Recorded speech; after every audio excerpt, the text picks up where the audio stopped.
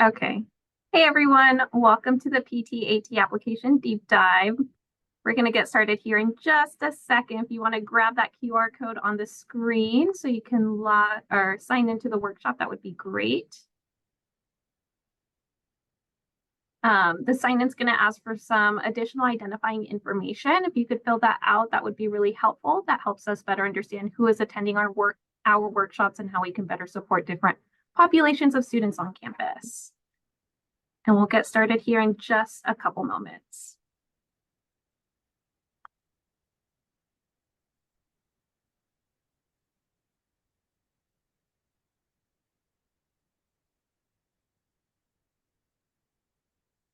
All right, well, let's go ahead and get started.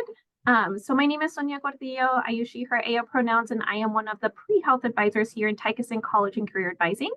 Let Amanda introduce herself.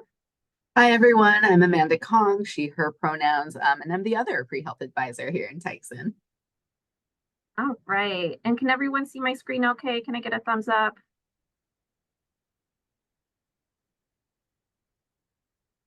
Nobody can see my screen. Got it. Amanda, can you see it? Awesome. Yes, Thank okay. you. At least 3 people can see your screen, so all good. Cool. Okay, I'm going to trust that one. All right, well, let me hit the next slide here. All right, so our agenda for today, we're going to go over the application timeline for both physical therapy programs and athletic training. Then we're going to be doing a deep dive of the centralized application portal that you're going to use when you apply to either one of these programs. And then we'll tap into the cost of the application and financial support. And then in the end, we'll talk about resources and next steps. There'll be opportunities for Q&A at the end, but if you have any questions throughout the PowerPoint, feel free to add them to the chat and we're happy to answer those as well. All right, let's go ahead and get started. Okay, so the application timeline for both PT-CAS and also AT-CAS is that the application opens in June. So physical therapy centralized application portal is going to open mid-June, and then the athletic training one opens at the end of June. They haven't announced the dates for the 2024-2025 application yet, but we can expect that those dates will be announced in May as they have every year, and they're typically around that same date. All right, application deadlines for individual programs begin as early as October 1st, and then it runs through the following year, so as late as May. But many programs are rolling admissions, so in order to make sure that you are getting a position in the admissions, I would recommend applying as early as you can. So that means not, basing your application off of that deadline, but applying as early as possible. So not all PT and AT programs are rolling admissions. So if you wanted to take the additional time to investigate the program's admissions process to get a better understanding as to whether they're rolling or non-rolling, that can help you decide your timeline for applying, whether you want to apply as early as when the application opens or kind of closer to that deadline. All right, and interviews begin as early as November and run through the following year. And then admissions decision happen pretty soon after you do that interview. And so there's 4 different notifications that you might get for admissions. There is admitted, denied, waitlisted, or hold.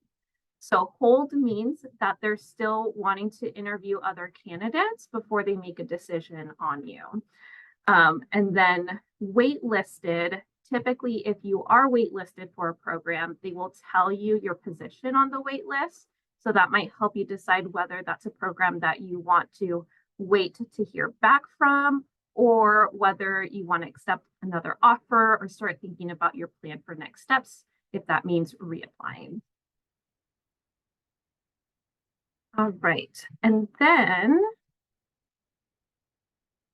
so program start dates, there are 3 different times in the year where a program could start. So most programs have a fall start, so typically end of August, because a lot of programs are under that semester system. But other programs might have a summer or spring start, and that spring start can be a little bit confusing. Again, these are typically semester-based programs, so their spring is going to happen in January. So be careful about that if you're not planning to do a gap year between undergrad and PT school or AT school, because if it is a spring or summer start, you won't be able to apply to those programs because you're going to be wrapping up your senior year. You want to be applying for programs that have a fall start. Okay. So with many of these programs being rolling admissions, there are things that you want to be thinking about even before the application portal opens. And so here are some of those things. So definitely be thinking about letters of recommendation, who you're going to be asking for letters of recommendation, and actually making those requests so that you're giving your letter writers plenty of time to be writing that and submitting that.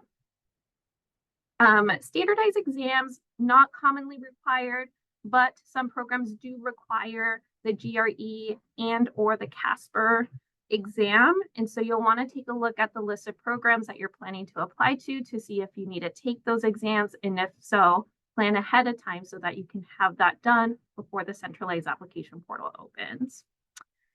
And then lastly, some other things that you can be working on ahead of time is that personal statement, drafting that resume or CV, and then supplemental essays. So personal statement, you definitely want to be getting some feedback on your personal statement, whether that's through pre-health advising here at U of O or your other support team. Resume and CV, definitely want feedback there. And then those supplemental essays. So when you go into PT-CAS or AT-CAS in June, you're going to mark the schools you're interested in applying to. And that may populate additional questions that you need to complete specific to those programs. So that's what I mean by supplemental essays. And so in June, you'll want to grab those essays, organize it into a nice Word doc, and then start kind of chipping away at those because that's going to be another busy part of your application. All right. So this is what that timeline could look like in a no gap year timeline. So you're looking at working on your application in the summer between your junior and senior year. Ideally, you're going to be submitting that primary application sometime between June through August, but working on those other parts of the application throughout your junior year. And then sometime in the summer, once you submit that primary application, you're going to quickly transition to start thinking about interviews. So whether that means doing some interview prep through us, we do mock interviews, or kind of doing your own research on how to prepare for those interviews. I do have on there secondary essays as a question mark, so that can sometimes come up, pretty rarely. But that is essentially additional essays or questionnaires that schools send you once you submit that primary application, asking you for additional information. And so they might do this before they invite you in for an interview. So with that being said, super important that you're checking your email pretty periodically once you submit that primary application so that you can respond to any sort of secondary essay requests or be on the lookout for that invitation for an interview. With that, also be checking your junk mail because you don't want to miss out on an opportunity for that by not checking your junk mail. So there is that. All right, so before you apply, this is kind of like the bare bones of what you need to have completed before you're submitting your application. And so PT, AT programs, the majority of these programs are going to require observation hours where you're shadowing either a physical therapist or an athletic trainer. So you're going to want to meet those minimum observation hours, and if not, doubling or tripling it so that you can be a competitive applicant. In addition to that, you want to diversify your application by engaging in application enhancing opportunities. And that can look like a variety of different things. And Amanda's going to talk to you a little bit more about that in the next slide. In addition, you'll want to start exploring some programs and solidifying your list. And so ways that you can do that is by doing like general research on programs. You know, in your downtime, maybe you're doing you're attending like info sessions or open houses for programs. In the spring, U of O hosts a health graduate school fair. So that's a really great way for you to meet admission reps and ask them questions about their application process and how to be a competitive applicant for them. So all of these are really great ways to learn about programs, shop around, and help solidify that list. Complete the GRE and Casper exam, of course, if you need to do that for any of those programs, which is why it's helpful to kind of solidify your list earlier. And then complete your prerequisites or develop a plan to complete your prerequisites. Again, solidifying your list early can help you solidify those prerequisites because our advising handouts can show you all of the most common requirements for PT and AT programs, but there may be a program out there that requires something that wasn't on that list. And so by following our advising handout, you're going to be eligible for 90% of these programs, but definitely want to research these programs to make sure you got everything in there. And then letters of evaluation, thinking about who you're wanting to request for letters of evaluation or continuing to foster those relationships so that you can make that request in the near future. All right. Oh, sorry. So as Sonia mentioned, there are other ways to enhance your application, right? And you should be doing a little bit of this kind of regardless, because of course, shadowing, like you have to do, right? But I always recommend informational interviews and shadowing to students because that's also how you kind of figure out whether this job is going to be the life that you want, right? And that's what everyone is really looking for from the application, right? They are looking to see that you are committed to the profession, that you know what the profession is about, both the like positives of it and also the negatives, right? Like they want to know, like, you know, if you're in this kind of worst case scenario, can you handle that, right? So when you're picking some of the ways to enhance your application, you do want to be thinking about how you're engaging with that opportunity and what that's going to mean for you in terms of your journey to be a physical therapist or an athletic trainer, right? So how does your volunteer work shape the way that you're going to interact with your patients? How does your research maybe tell you a little bit about the patient populations that you want to help, right? When you're doing any kind of work experience, right? What kind of customer service skills are you learning? Because those are directly related to patient care skills, right? How do you interface with patients? If you are a learning assistant here at the college, right? You're gaining valuable practice in communicating difficult concepts to people who don't necessarily have the knowledge base, right? Which is, of course, what you're doing when you're explaining diagnoses and treatments and you know, strategies and methods to kind of help the body, right? So you do want to be thinking about why you want to do these opportunities and what you think you're going to get out of them.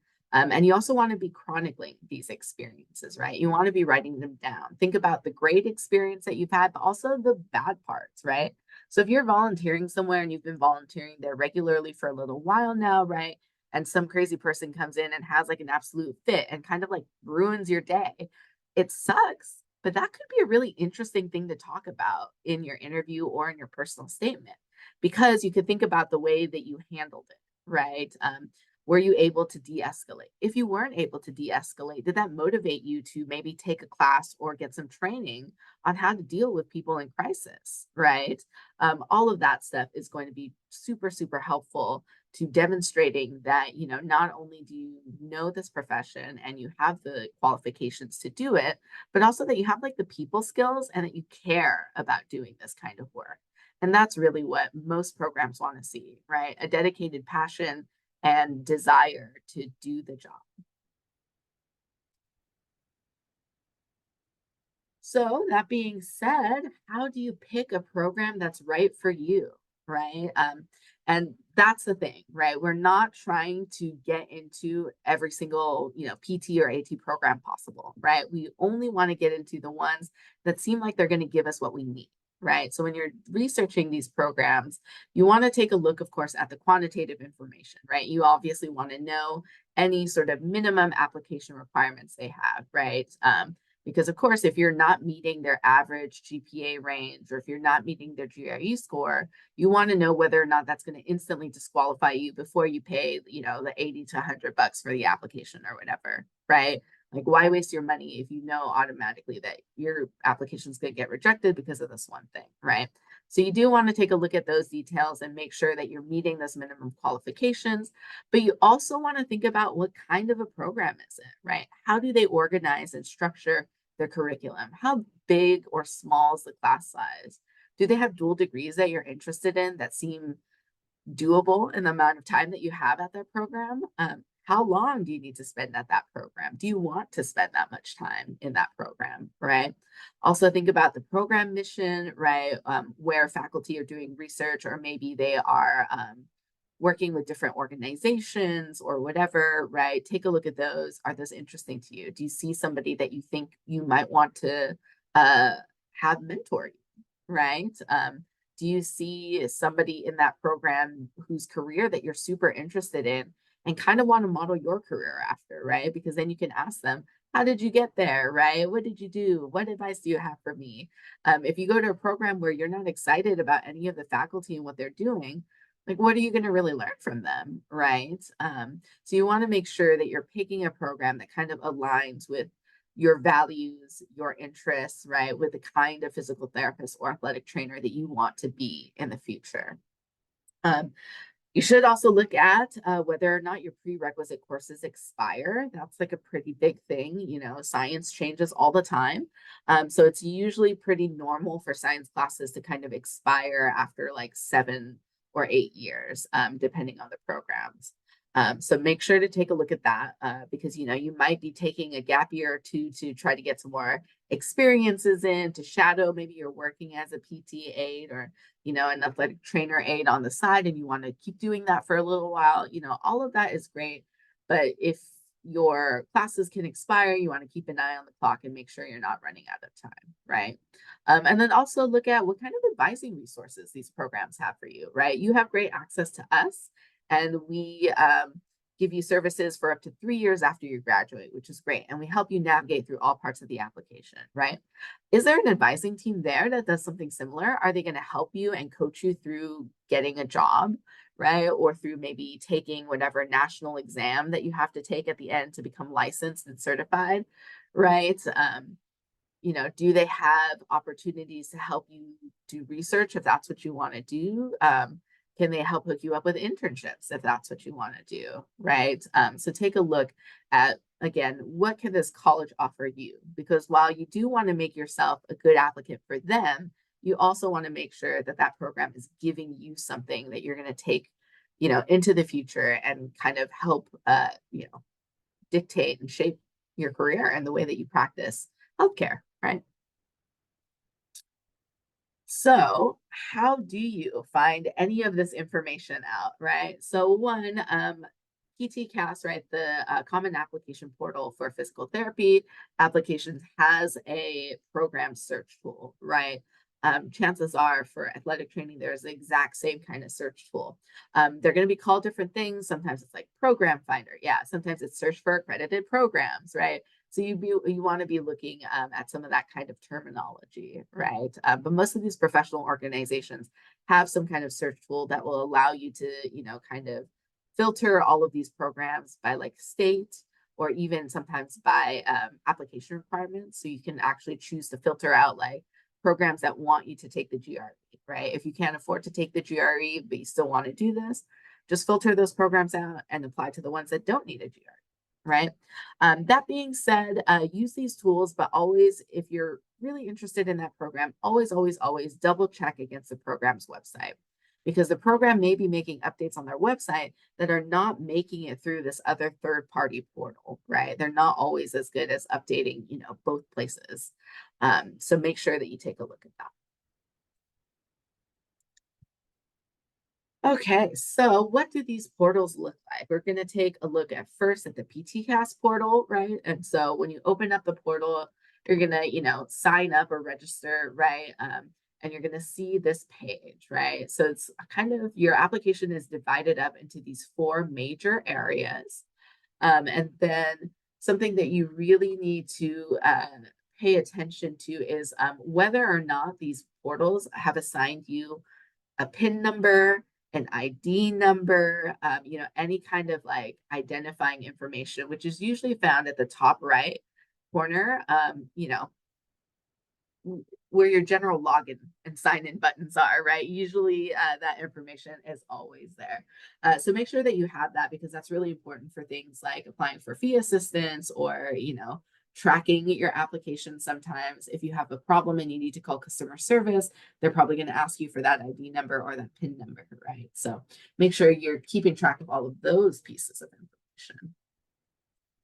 Okay, so when you are opening up the application and you're starting to fill it out, right, it's going to ask you to find programs and you're going to select that these are the programs that you want to apply to, right? So earlier, Sonia said that sometimes when you pick this in the portal, it will automatically populate a supplemental, application if they have one, right? This would be like where that happens, right? Once you pick all these schools, some of those schools will have these sort of, if you click on this plus, right, there might be a little bit more information. It might say something like, save this school to my list, right? Once you do that and you have that list, you'll be able to see which schools have supplemental applications or not. But of course, bear in mind that they might email these things to you. So please, please, please check your email, check your spam.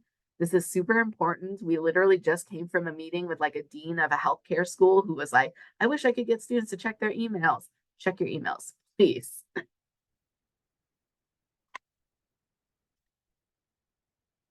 Okay, so for most of these portals, there's going to be something like a quick start guide, right?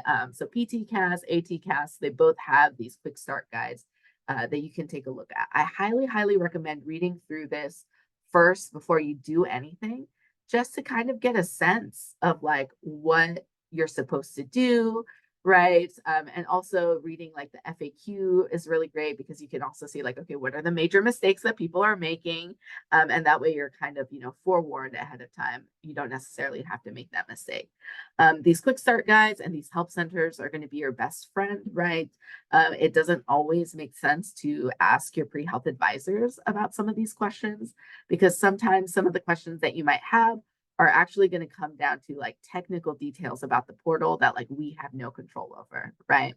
So if you're having problems with your actual application, right? So not just like, oh, I don't know what to say, but like, oh, I'm hitting this button and nothing is happening, right? If you have those issues, get in touch with the customer service for that portal. They're great. They're there to help you. They're there to make sure that your application gets to where it needs to go. They're going to have the most relevant and up-to-date information.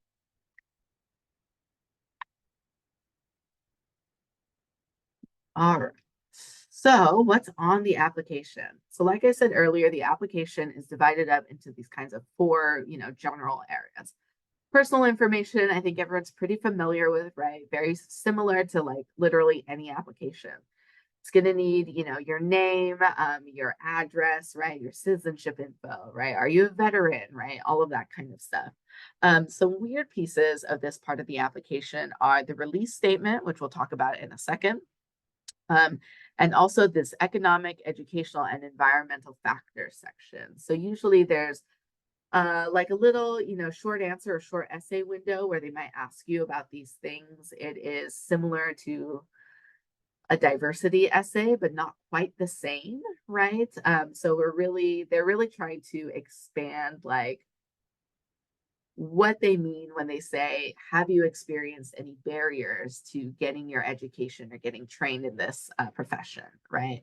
I think normally when we hear that, we think, oh, they're talking about race, they're talking about economic status, they're talking about this and that, right? But there could actually be more factors in there that you're really not thinking of. If you feel nervous about this section, I definitely encourage you to come in and talk to your advisors. We're here to kind of listen to your story and to say, hey, have you ever thought about framing it like this? Wouldn't this be a great answer for this essay? That's our job, right? So if you're struggling, come in and talk to us. And then there could be other information, which could literally be anything. Maybe they want to know a little bit more about like where you came from, like your hometown, where you're born, things like that. Maybe they want to know a little bit more about, do you have disabilities, right? All of that kind of stuff, right? That'll usually go there. Academic history is the next part. And so that is, again, pretty straightforward. That's where all of your standardized test scores are going to go. That's where your transcript entry is going to go. That's where all of the colleges you've ever attended. Even if you took one class and you withdrew, you got to list it. You got to put it on there, right? So make sure that you're being, pretty honest about your educational history. So it is the kind of deal where if you've ever applied for a job, you know that you have to send in your resume, and then on the next screen, you immediately have to just recopy like everything from your resume into these little boxes, right? Same thing with transcript entry. You're going to send your transcripts directly to the PTCAS or ATCAS, but you're also going to have a window where you need to list every single one of your classes, exactly how it appears on your transcript. And we'll talk about that a little bit later in this presentation as well. The next section is supporting information. So this is where it's all of your extracurriculars.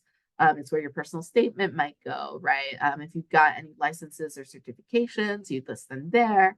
If you received any awards, scholarships, fellowships, anything like that, that's going to go here, right? You're going to list all your observation hours. You're going to list and describe your experiences. And then the last section is going to be all the stuff that's going to be specific to individual programs, right? So it's going to have that list of programs that you're applying to. If there's a supplemental essay section, that's going to pop up in this area. If they need you to do something like the Kira assessment or like the preview exam, which are both like, I don't know how to describe them, like leadership / personality tests, they're sort of tests that are designed to assess the way that you think, the way that you handle, make decisions, how you react in tricky situations. They're all situational based. It's not as much study as you need for something like the GRE or like, the MCAT or something like that. But there is some preparatory, strategies involved, right? So we do highly recommend if you are going to take one of these assessments, come in and talk to us a little bit about it so that we can help you get prepared. This is where your letters of rec are going to go. And then this is also where you're going to go program by program and tell them that you've met all of their prerequisites, right? So again, you're going to kind of list out your classes, and then you're going to say, oh yes, I took Chem 360. That's going to satisfy biochemistry or whatever. Or I took, 321. That's going to be the first of anatomy and physiology, right? And you're going to mark those things as, yes, I have done them. I did all these prereqs. Okay, so as I said, advisor release statement. This one is a little bit weird. You're probably never encountered this before, but basically this just allows us permission to take a look at your application data, right? So not really like the pieces of your application, but more so like, where are you applying to? What is your status? What is the status of your application at that school? How many schools accepted you? Where did you actually end up choosing to go? This information is really great for us because one, we want to know that we're helping students get into these programs, right? So we do want to collect that data to see how many of you are getting in, right? Are we doing a good job, right? Also allows us to say, hey, like we helped this number of people get in, but these kinds of people kind of fell by the wayside. How can we improve our program to help those people, right? So all of this data is really just for us to improve the ways that we can help students. Please mark yes if you can, or if you feel comfortable. All right, back to Sonia. All right. So the economic, educational, and environmental factors subsection. So in this subsection, they're going to have a disadvantage applicant consideration question, and it's going to give you 4,500 characters to talk about any sorts of disadvantage that you might have experienced in your lifetime. So 4,500 characters, not words. And that is including periods and spaces. So it's essentially asking if there are personal circumstances or experiences you want PT programs to know when reviewing your application, such as like a disadvantage is a circumstance or barrier or obstacle which presented a roadblock to your schooling, academic development, or ability to successfully apply to PT school. So as Amanda mentioned, it's kind of like a diversity essay, but not really.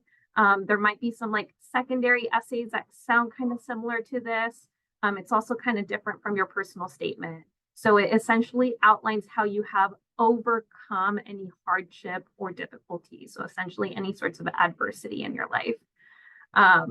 And so this is a really great opportunity for you to show the schools a different side of who you are and the life experiences you may have had, but also kind of highlight any ability to overcome adversity. Oh, and I just want to add really quickly that this might be, if you had a hard quarter, this might be the place where you explain why that quarter was so hard, right? Like, what was the thing that was preventing you from getting the grade that you wanted, right? Maybe it was a crazy life event or something. This would be the place to say it. All right, and then in the personal background section, other information section, there are a few things I want to highlight here. So the first one is academic infractions. So they're going to ask if you have had any academic infractions at the University of Oregon or any other institutions. And so academic infractions only includes if you were on academic probation at any time at the university. So it doesn't include academic warning. It also does not include any sorts of like department, college or scholarship type of probationary status that you might have been in.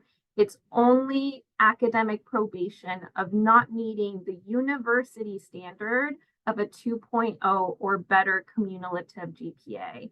And so you know that you were in this position because you'll typically get an email from the university saying, hey, you fell below the 2.0 cumulative GPA. You need to meet with an academic advisor so we can talk about how to best support you. And so the good thing is that if you mark yes to this, it does give you additional character space to talk about that academic infraction. That's a good opportunity for you to talk about any sorts of challenges that you might have been facing during that time, but also kind of highlight how you have overcome that challenge or how it made you a better person. Educational interruptions. So this offers 1,000 character space, 1,000 characters if you were to mark yes to this question. Educational interruptions is essentially any time in which you have paused taking courses throughout your undergraduate degree. And so if you did, I would highly encourage you to mark yes, because they'll see that you took a pause in your official transcripts and they might have questions around that. And so it's a good opportunity for you to kind of generally state, okay, I took a pause because I had a family emergency or there were these other factors going on, but I came back, I was in a better mindset, etc. So definitely use up the opportunity to talk about that if you identify within that category. And then essentially most of these categories like military status or military interruptions, if you identify within those areas, it'll give you extra character space to talk about that as well.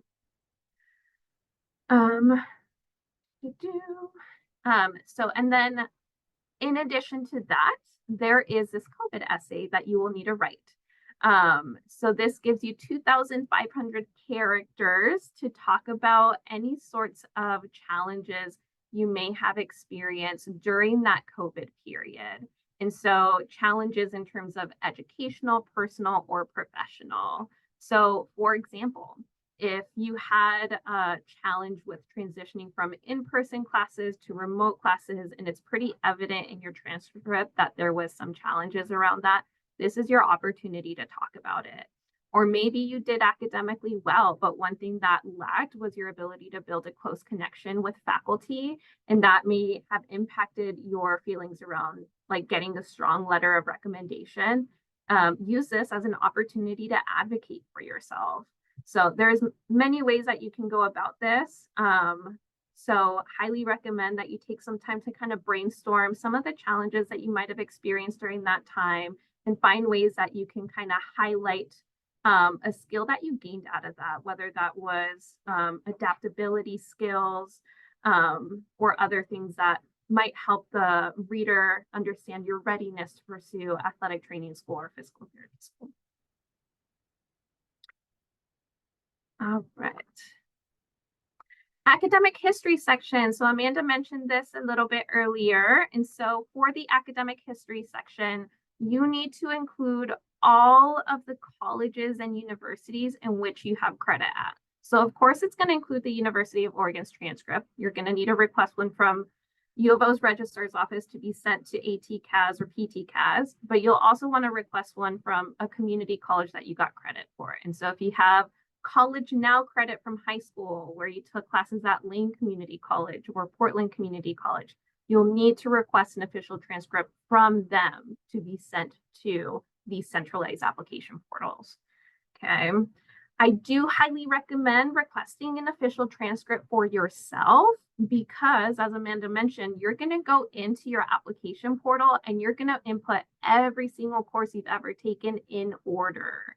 And so the centralized application folks, they're going to open up that official transcript and they're going to check to see if you inputted everything correctly. They're going to utilize that to determine your science GPA. And a couple other factors. And so it's really important that that is 100% accurate. So that way you don't risk your application to be returned once you submit it. So do recommend that you request an official transcript for yourself. And then another part of the academic history section is that you are going to list your majors and minors. It gives you like a general list of majors and minors that are offered throughout the nation. It's not specific to the University of Oregon. And so it will likely not list human physiology. So I would recommend selecting a major that lines pretty closely to that major. And if nothing really feels like it aligns closely to that, then other major would be just fine.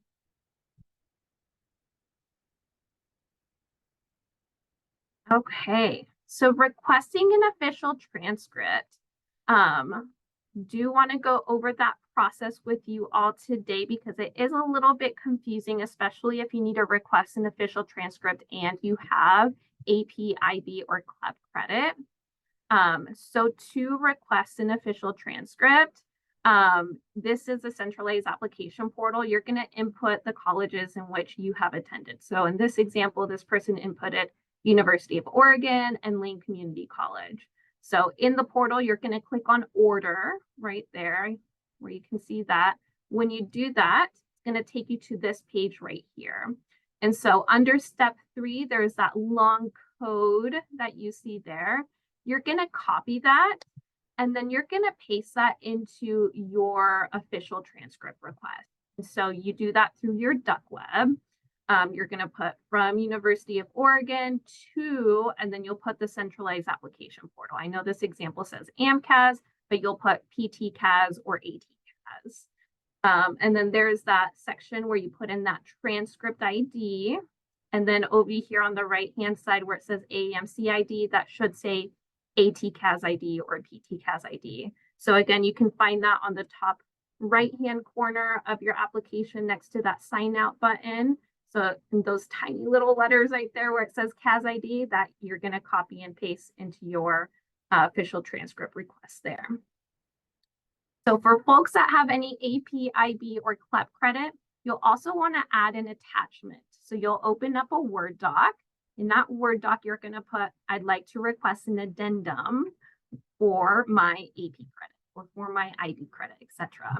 And then you'll save that document. You're going to upload it to your request. And that lets the registrar's office know to include all of your AP, IB, CLEP credit. Because they're going to want to list the course and then list the credit that you have for. If you do not do this, then your official transcript is only going to show up as bulk credit at the top for your AP, IB, and CLEP credit. It's not going to show the specific courses. And so if you have any transfer credit from those that are from like calculus or biology, those are commonly prerequisites for PT school. At least the biology is. So it's really important that they see that you were awarded biology 211 credit because they don't see that with the bulk AP credit if you were to not request an addendum. So super important that you do that. Okay. And feel free to add any questions to the chat. I'm not seeing anything as of right now, but I am keeping a close eye on it. For the course entry section, so this is what I was talking about in terms of inputting every single course you've ever taken into the application. And so you can see here that this person inputted Psych 201 and Biology 211 in here. They'll put the course title, the subject of the course, 4 credits, and then CR for grade, because that tells them that that was AP credit. So that is how that's going to be inputted into your application. It's your first term at U of O, so you'll put your first term courses in addition to those AP, IB, or club credit. You do have the option of using the professional transcript entry. So you can pay someone, this company, to input this information for you. It's typically about like $30-something for one transcript. And then if you have more than one transcript that they're doing this for you, then they have like a bulk price. So it says here $77 for 3 transcripts, and then it goes up from there. So you do have this option if you'd like. If you're planning to do this, do plan to submit your primary application a little bit earlier, because they will do this once you submit that primary application. They'll go in and input your professional transcript stuff. And then you're going to have to go in and verify that that looks accurate, and then it'll be processed for verification. So there's like a couple additional steps that need to happen for your application to be verified. So you want to make sure that you're submitting probably like 3 weeks before that deadline of those schools so that they can process this. Through the Help Center, there is a course subject list that you can use to help categorize the courses. Categorization is based off of the content of the class and not necessarily the subject of the class. So for example, if you took Psychology 304 Biopsychology, it is a psychology course by subject, but if you're looking at the content of the course, you could essentially label it as a biology class. And that's going to help boost up that science GPA if you did well in that course. And so that's kind of a nice way to kind of work around that and use the system to kind of boost up that science GPA. Once you submit your application, you cannot add any more, or you cannot make changes to courses that you've already inputted into the system. So that's really important that, you know, you do this and make sure that everything looks good before you submit your application. You can add in projected courses that you're planning to take. So if you're applying summer between junior and senior year and you have physics sequence mapped out for senior year, you're going to put in that in your application as projected to take fall, winter, spring, etc. And then part of like AT CAS and PT CAS is that there is this academic update period that happens through mid-December through mid-February. Definitely use the opportunity to update your application and put in any final grades into the system. Sometimes those updates can help programs decide whether or not they want to invite you in for an interview. If you did well in your summer and fall courses, and then you go in and update your transcript information and put in those grades, they're going to say, wow, this person has a really strong upward trend. Let's invite them in for an interview. I want to hear more about them. So definitely do utilize that as well. All right, and this is what that verification page looks like. So once you send in your official transcript to the centralized application portal and you put in all of your academic history, then the third step is that you're going to go in to this portion of your application, program materials section, and you're going to select one of the programs here. You can see that this person selected a few different programs: Hawaii Pacific University, Washington University, etc. So you'll go in program by program, and then under prerequisites, you're gonna go through the process of verifying which course that you took completes their prerequisites. So pretty tedious work, I will say. And then just so you know, this is also the section where you take a look for those supplemental essays. So under questions, you can find those there. All right, standardized exams, the fun part. Uh, so the GRE is not required by everybody, but if it is required, you do have to take it, and you do need to add the GRE scores to your portal, as you can see here on the screen, right? So when you take the GRE, you're going to mark the schools that you plan to apply to, so that once the scores come out, the scores will be automatically sent to that school. If for some reason you haven't taken the GRE by your application date, which is like pretty rare, there's a lot of GRE dates throughout the year, but for whatever reason, if that's happening, you can put your projected exam date. When you register for the exam, you're going to get like a little code, and then you're going to input that registration code here into this portal again, so that the score can be sent to these standardized portals, right, or common portals. As you can see on the screen here, it's weird. There's a spot to sort of add your AP, your IB, your CLEP credit, right? Any of that kind of stuff, even though we just talked about it in a previous slide. So if you are sending in that addendum, you do not have to complete this part, right? Because they will have your information. They will have all of that AP, IB credit, etc. It's also going to get inputted, into that transcript entry part, right? So you don't need to upload this separately. Just again, make sure that you have that addendum and that it's being sent with your transcript from UO.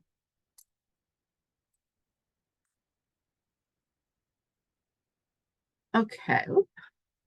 So the GRE, how to prepare for it.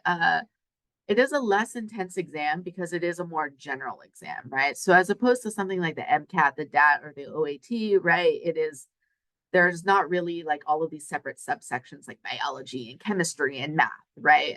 There's basically 3-ish sections, a reading and writing section and like a math-ish section, right? They call it like quantitative. There's no specific math that you need there. This is similar to the SAT in that it is a exam that you can kind of like game a little bit and like play a little bit of strategy. So for example, you don't need to study any specific math, but if you have a good foundation in like the theory of math, right? So like if you're really good at like word problems and you can read a word problem and realize like, oh, they're actually asking me to find this answer, right? Then you'll be, kind of okay on the GRE without any real specialized study. However, most people are not like born with that kind of knowledge, right? And don't really, sort of know that. So it is good to prepare for the GRE either by taking a class or by looking at some of these online resources. There are plenty of GRE books out there, Kaplan, Princeton Review, all of the standards, right? Pick a guide that suits your vibe. I hated the Princeton Review. I really like Kaplan because Kaplan did more of that gaming thing, right? There's more of that, like, yeah, don't guess, because if you guess and get it wrong, you get penalized. But if you leave it blank, you're fine, and it had all of those kinds of strategies, right? These are the way the questions are written. So look for these kinds of answers to help you narrow it down, right? All of that kind of stuff. I really like that kind of stuff. Some people think that's confusing. Again, find the, resource that works best for you. There's no specific GRE course here, but like I said, plenty of resources online and elsewhere. And again, it's a pretty general exam. It is very, very similar to the SAT, not nearly as intense as the MCAT or anything like that. Okay, you might also be required to take another exam, the Casper situational judgment test. So like I said, like Casper, Preview, I think we mentioned like Kira Talent, right? These are all kind of variations on the same-ish kind of tests. All of these tests are asking you about how you would react in situations, right? So whether it's Casper, Preview, or Kira, they're always giving you these kinds of questions that are like, you notice that your coworker is coming in late in the morning and like kind of smells like alcohol. You suspect that he might be an alcoholic. What do you do? Right.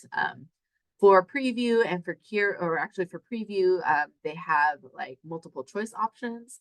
So the first one might be like, I confront him. The second one might be like, I report it to my manager, right? Or the third one might be like, I go to HR and ask if they have support for him. And then you're going to rate those answers based on what you're most likely to do versus least likely to do. For Casper and Kira, they are more interview based. So chances are you're going to be asked to either record a response within a certain amount of time, or it'll be like literally like a face-to-face kind of interview or a Zoom interview, right? But again, same thing. They're going to be asking you these weird situational questions. Just know that they're not looking for a correct answer. They're really looking for the evidence of the way that you think. Do you know what questions to ask? Do you know what to do with that information once you get that information? How does that information play a role in your decision-making skills or what what kind of action you decide to take? That's the kind of thing that they're looking for. So treat it like a job interview. You do want to prepare, right? Yes, you're right. It's not as much like study time as the GRE or anything like that. There's no like specific thing to study, but you should practice giving responses and also thinking on your feet because you don't know what kinds of questions they're going to ask, right? So a lot of the practice that we do here is very similar to like a med school interview style where they're asking those situational questions. So you can book one of those interview prep appointments with us, and we can practice, those kinds of verbal communication skills. Yeah. All right, so next up, supporting information section. Okay, so here is the observation hours. This is where you're going to input all of your observation hours for any PT clinics you have shadowed at, any athletic trainers, organizations that you've worked with and shadowed at, right? All of that kind of stuff, right? So as you can see, it asks you to describe and categorize what kind of experience it was. Did you get paid to do it? Did you volunteer? A little bit of both, right? Did you see people face to face? Both, whatever, right? And also, who did you shadow, right? Did you shadow a physical therapist or an athletic trainer, or did you shadow an assistant? Please provide the contact information and the number of hours. And that's kind of how they check, right? So you can see on this form, it'll tell you like, it'll list the kinds of like physical therapy experiences, right? You're not going to have nearly as much of these for athletic training. So you don't have to worry about that necessarily. But things like, did you go to shadow somebody at an acute care hospital, right? Things like that. Did you do any outpatient work, right? All of that kind of stuff. You're going to write down the hours that you completed if you have them planned, which means if you have an agreement, right? So this is like, oh yeah, I'm turning in my application this week, but I'm actually going next week to shadow somebody. Put that in, right? Do not put in hypothetical made up hours that you have not confirmed yet, right? So it's like, oh yeah, I'm taking a gap year. I want to be doing 50 hours of shadowing. I have that plan. You don't unless you have the name and number of someone who's agreed to let you shadow for that time, right? So be aware of that. It also asks you about, some details about the patients that you've observed, right? So again, thinking about the type of experience. We're actually going to upload a new activity template up to the Canvas for physical therapy students that will actually have a drop-down menu where you can select and categorize these experiences so you can keep track of them as you go through your time here. Okay, so at the bottom of the screen, there's going to be a question that asks you like how you want them to like confirm these hours, right? So one, you can just have them like send this form to your supervisor or whoever you shadowed, your letter of rec, whatever, right? Your letter of rec writer, whatever. And it'll be a link and then, they'll receive that link in their email. They'll mark, yes, did all these things and you'll be good to go. You could get a signed form that verifies your PT observation hours, right? You can choose to not have them verified, but obviously we would not recommend that because for, some programs, those hours might be mandatory, right? So, have them verified. If you did them, you should be able to verify them. No real problems there, right? All right, Yeah, the and next section, oh, sorry, go ahead. I just want to add a couple things. So one, I do highly recommend using that first option you see there of having the PT hours verified electronically because this keeps things confidential. Because the physical therapist will receive that document or that invitation. They'll go into the system and verify those hours versus you uploading it. They're kind of trusting you that that information is accurate. But there could be some confidentiality issues. You might be asked about it a little bit more in your application process to make sure that that is actually true that you completed those hours. So to kind of reduce any issues, I do recommend sending it electronically because that's the best way to keep things confidential. And then I just want to reiterate that this is very specific to physical therapy application. Athletic training is a pretty like general process in the application where you just fill in your observation hours into this supporting material section. Some programs may want additional verification, so you have to send like an additional document from the athletic trainer to verify those hours, but that's program specific and kind of separate. But for PT, like in the centralized application portal, they want you to verify those hours and they want you to be detailed about the types of experiences you've had within those observation hours. So again, as Amanda mentioned, we have a template on how you can kind of track those hours based off of all of these different categories that you see here. So you can go back to that when you're ready to apply and you have it nicely organized. Mhm. Any questions? Again, feel free to put them in the chat. Okay, so we're going to talk a little bit about the personal statement, but of course, remember that we actually have a personal statement workshop coming up next week on the 15th. So, if you have specific questions, I would say save it for then. We're not going to spend too much time going over any like real specific details here. Okay, so the personal statement. Usually you get around 4,500, 5,000 characters, okay, not words, right? So again, including punctuation marks and spaces. For PTs, every year the question is different. The question this year has not been published yet. This one is last year's, right? So, every person has a background in identity, interests, or talents, which they feel their application would be incomplete without having mentioned. Describe the traits or experiences that make you unique and explain how they will help you be a successful physical therapist. So this is a very specific question, but it's also kind of similar to like what most of the questions are going to ask you about, right?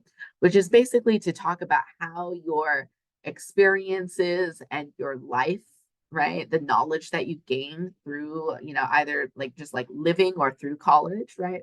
How did those things shape the kind of physical therapist that you want to be, right? How did you come on this journey? Why did you decide to become a physical therapist? How have those experiences contributed to that, right? For AT applications, there is no specific question, but again, you're doing kind of the same thing, right? You want to talk about how your experiences, how your academics, how your life experiences have contributed to building, a particular philosophy around athletic training or particular approach that you have to athletic training, right? So ultimately, what you really want to do is you want to demonstrate that you are motivated, that you are committed, that you are passionate, and that you are prepared, right, to go into this profession. Okay. That being said, there's also other places to get some of this information, right? So for both PT and AT, you are going to have to describe your extracurricular experiences, right? When we think about your application, we want to think about how all the parts of your application are working together to show all the sides of you as a person, right?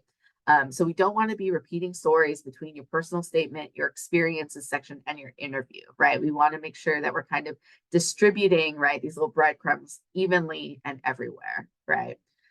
So for PT, you're going to have 600 characters to describe each experience, and there are 4 different experience types.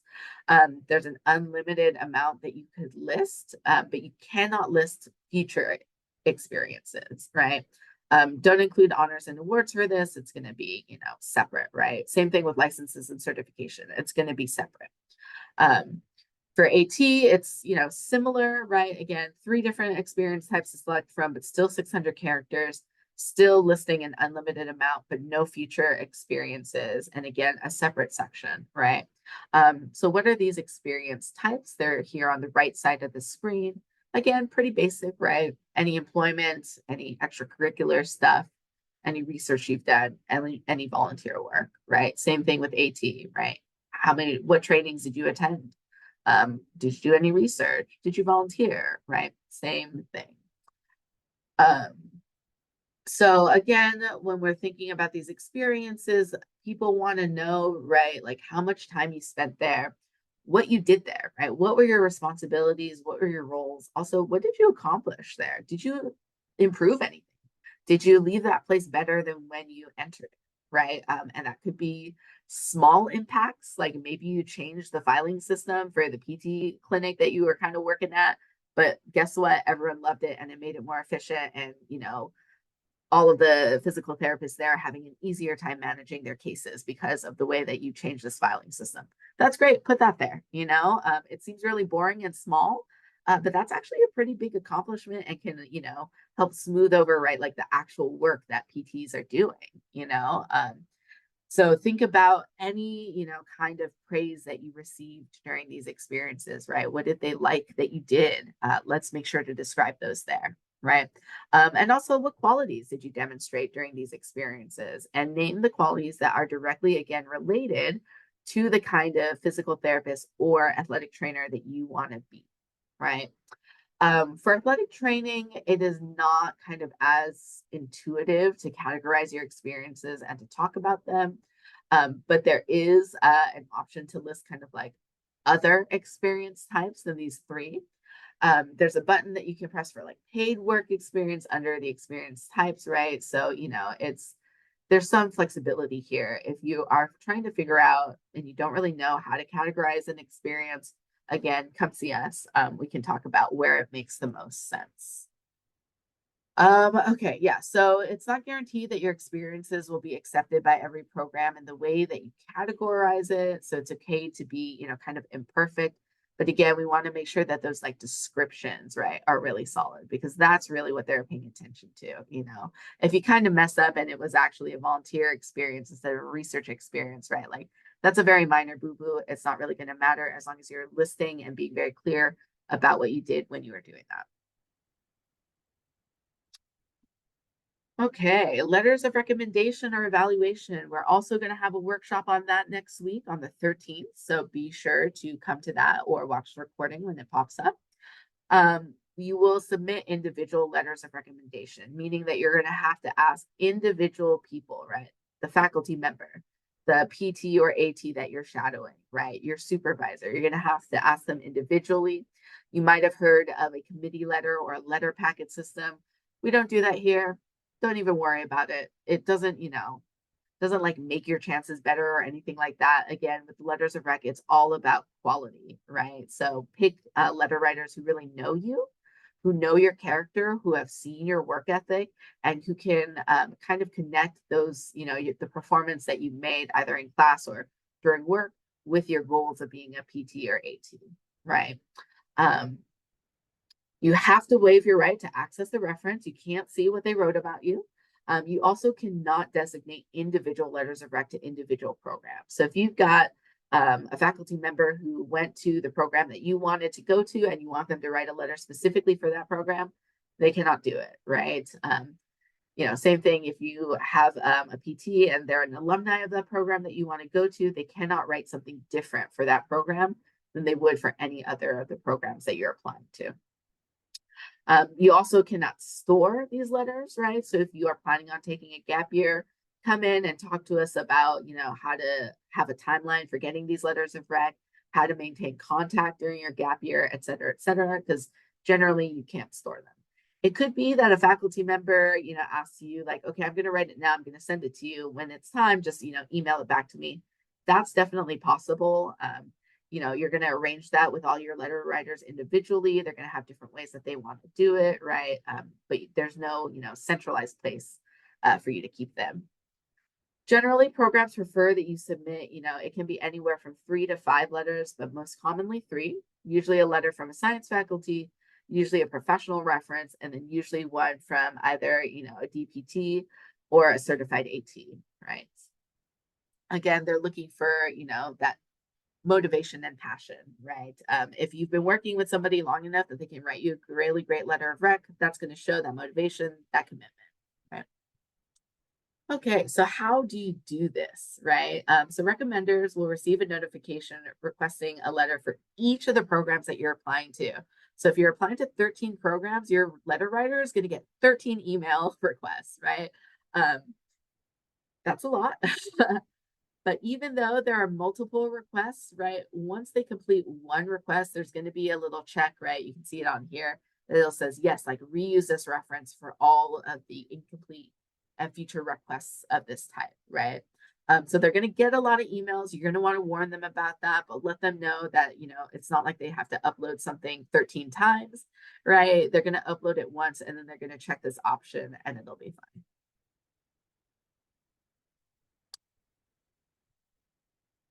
All right. So again, the program materials section, right? This is where you're going to put your supplemental essays and questions. This is where you're going to verify that you've completed all the prereqs for each individual program. This is where you're going to put any additional documentation that you might need. Your resume, if they need some kind of proof that you're an in-state resident, that's where you would add it. Your observation hours verification will go here. This is also the section for your letters of rec. Again, 2 to 3 usually, and this will be the place. So what happens is when you open up this part of the application, it'll have little boxes for you to enter the contact info of your letter writers. I suggest that you honestly open up this application and skip right to that screen as early as possible so that you can send your letters of rec writers these links. Give them, if they need time to become familiar with the portal, right, give them some time to do that, right? And then also that way you can kind of check back in with them and say, hey, I sent you a link. Did you get it, right? And know that they have it there.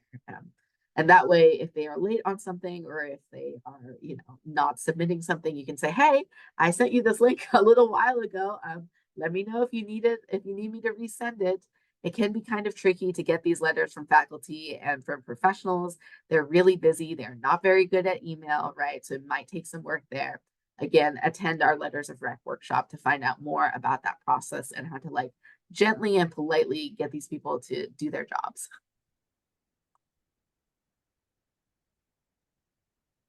All right, transitioning to talk about the cost of the application. So the PT-CAS primary application portal, that costs $165 to submit that application with one school. So if you're applying to multiple schools, add an additional $65 for each additional program.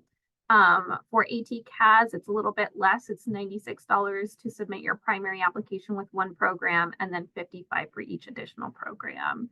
So some additional costs that you'll want to think about is any sort of secondary fees. If there is any, it's pretty rare for PT and AT school, but if there is one, it could be $30 to $200 to submit that secondary fee. Interviews, if they're in person, you have to think about flights, hotel, food, etc. That can range anywhere from $600 to $5,000 depending on how many in-person interviews you have. The good news is that most programs are still doing remote interviews. Not a lot of them have transitioned back into in-person, but there are some that do. And some of them give you the option of in-person or remote. So you can choose either or. GRE, if you need to take it, 205, and then the submission score, if you need to send it to particular programs, that's an additional fee of 35. And then prep, there's some pretty great prep resources that don't cost anything, and you can be pretty successful with prepping with the GRE with those resources. But if you're wanting to pay for an additional prep resource, that can go up to $1,500. CASPER exam is $85 and then a $15 fee for every program you have to submit it for. And you can be strategic around this. Maybe you don't want to take the CASPER and the GRE and you're only applying to programs that don't require it. And that's a way that you can reduce the cost there too. Acceptance deposits. If you get admitted into a program, you need to accept the offer and that comes with a fee. So $100 to $1,000.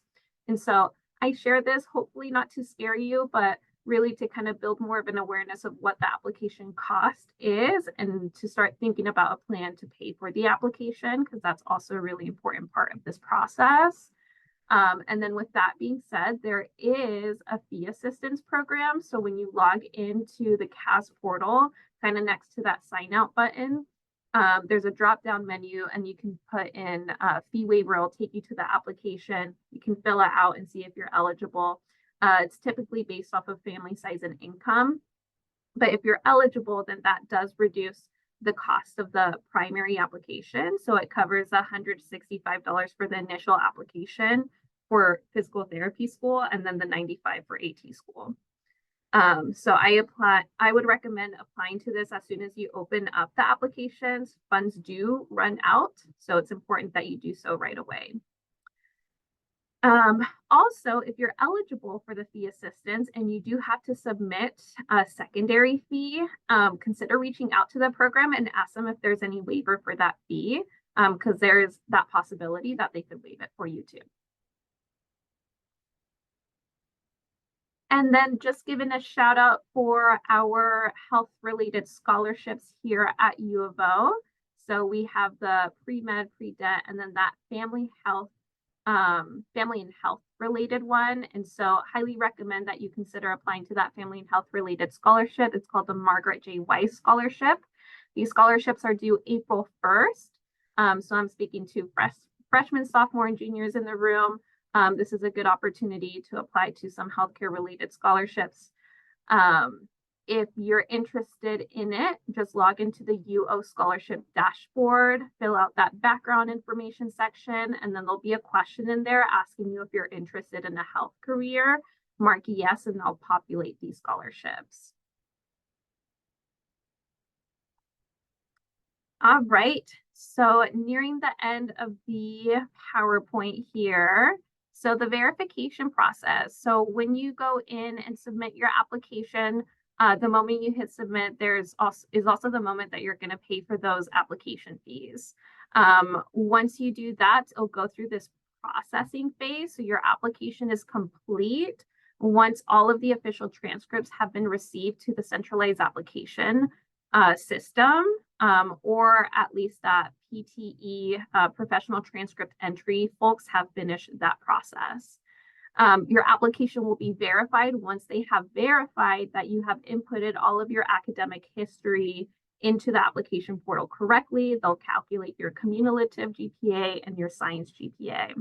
So undelivered, it's possible that your application could get returned if you didn't input that information correctly. And usually it's issues with like missing a course that is on your official transcript. Or maybe you inputted the second attempt of when you took biology to 11, but not the first attempt. You need to put in both. And that also means that you need to put in any sorts of courses in which you withdrew from. So all of that, if it's on your official transcript, you need to put it into your application. So to reduce verification, to reduce your application being undelivered, that's why I recommend that you request an official transcript for yourself. All right, so all in all, before June, there are some things that I do highly recommend working on. So thinking about that letter of evaluation plan and who you want to request one from, preparing for standardized exams if you have to, or at least solidifying that list of schools so that you can determine whether or not you need to take those exams.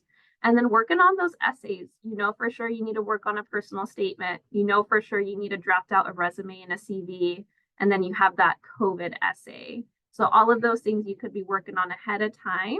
And then when the application portal opens, there are things that you kind of want to do like right off the bat. It's a busy time to kind of fill out all of those details of the application, but you immediately want to go in and enter your letter of evaluation folks into the portal so that pings them their email to upload it into the system.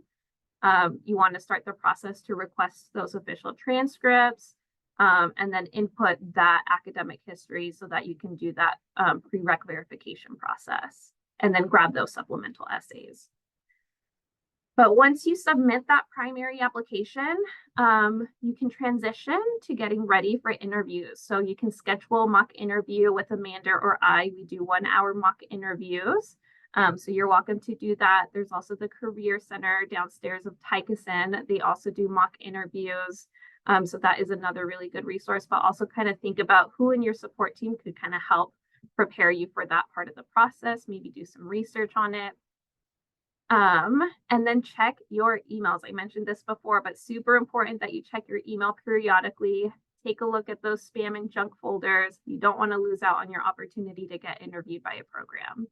So lots of things to be working on. It's a busy time of year to be applying and also going to school or applying and working. It's It's kind of like a job in itself, but we're here to support you in that process. If you have any questions along the way, feel free to shoot us an email or schedule an appointment with us. We're happy to help you. All right, so next steps. So we have the new pre-health advising Canvas site, and we'll be posting a discussion on the Canvas site for you all to kind of add any questions to it. That, you know, is an opportunity for us to kind of build some community amongst one another. This is for folks that are going to be applying for the 2024-2025 application portal. And then you know, it could be a way for you to kind of ask other folks, hey, like I have this question. Did anyone else figure this out? Or I'm looking for someone to do a mock interview with. Anybody interested? Things like that. So keep your eyes peeled for that. And then if you want to attend our letters of recommendation and personal statement workshop, we have that going on Tuesday and Thursday next week. So feel free to RSVP to that. And if you have any questions, there's our email. And then I did see some questions in the chat. So let's take a look at that. Yeah, so McKenna had a question about using UO emails. You know, if you're just sending an email message, like we really have no preference, but you do need your UO email to access things like Navigate and Canvas. You have access to pre-health advising for up to 3 years after you graduate, but you will lose access to your email, Navigate, and all that just about a year after you graduate. If that happens, that's fine. You know, again, send us an email. We can schedule you like personally through that, or you can call up the front desk at Tykeson, right, and ask them to schedule you and just let them know that you're an alumni. And they'll, you know, get your information and put you down on our schedules. Yeah. And if you're also asking like whether or not you should use your UO email for the actual application, I would recommend using your personal email because that's the one that you're going to be using, you know, out once you have graduated from U of O for any other sorts of professional jobs that you're going to be applying to. So use your personal email for your application. Hopefully your personal email has a professional name. Yes. Right. Super important. Your email is like email from my butts at gmail.com. Like, please don't use that for your professional applications, of course. Just in case, just putting it out there, you know, in case we still are using our like, you know, 7th or 8th grade emails. Yeah, create a professional email, last name dot first name at gmail.com. Beautiful. Yeah, the workshops are going to be posted to the Canvas after they are recorded. So like letters of rec and personal statement, if you've been in the Canvas page, when you go to, you know, those prepare and apply pages, there are all those tabs, right? These workshops will generally go in like the apply section. The personal statement will go in, I think that's actually also on the apply page. So you can look there. And we'll, of course, announce them on Canvas as well. So yeah. Yeah, thank you all for coming. Appreciate it. All right, we'll stick around if there's other questions, but otherwise, thank you for being here. Yeah, thanks everyone. Have a great rest of your day. Thanks, yo. Exactly. All right, pause.